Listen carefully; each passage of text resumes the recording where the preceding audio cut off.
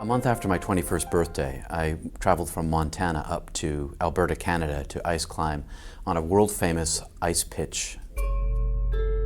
At 8 o'clock that night, the temperature dropped drastically. Since we had no equipment to keep ourselves warm, our best bet for survival was to try to get off the mountain. It was 150 feet down. We rappelled in the air on this overhang to a large area. We were stuck. And I was cold though, and I'd never been that cold, and I had frostbite on my fingertips and my nose and my toes and my cheeks and my chin, and I had hypothermia. And then I fell asleep. And only this time, I didn't lose consciousness, but I knew that I had fallen asleep, and I felt myself being sucked out of my core like a vacuum, and I resisted with all this strength that I had built up through the survival journey that I was on, and I tried to stay in my body, and I couldn't. It irresistibly pulled me out, and I died. And I found myself in a great dark void, infinite, without a body, but with full consciousness, like a sphere of consciousness. And in front of me, if I had a front, was this gigantic door. And the door was 30 yards wide and 70 yards tall, and it was the proverbial tunnel that people talk about was through this gateway. And I said, "Am I dead?" And the voice of God, with no voice and no language, said to me, "Yes, you're dead." And I said, "But I haven't gone through the door yet."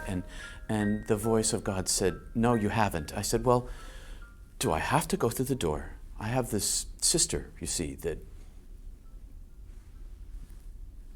left our family and broke my mother's heart.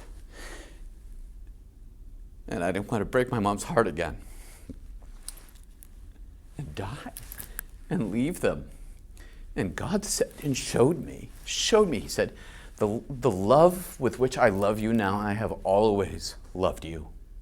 And that same love that I love you with now, I love your family, and I love each person on earth with this fullness of love and forgiveness and knowing and mercy that you feel right now, and beauty, and all will be well.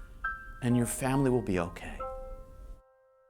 And the next thing I knew, I was being screwed back into my body like an ice screw that you use to put into the ice to hang on. And it was painful and it hurt. And I got driven into my body from my stomach. And I came to, and my partner, Tim, had me by the shoulder. And he was screaming at me, "Don't die. Don't leave me here."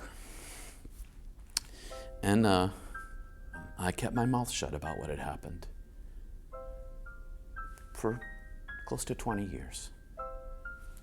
And now I'm telling this story because what it's left me with is that I know that I'm known, and I know that I'm beloved, and I know that you are too, and everybody is.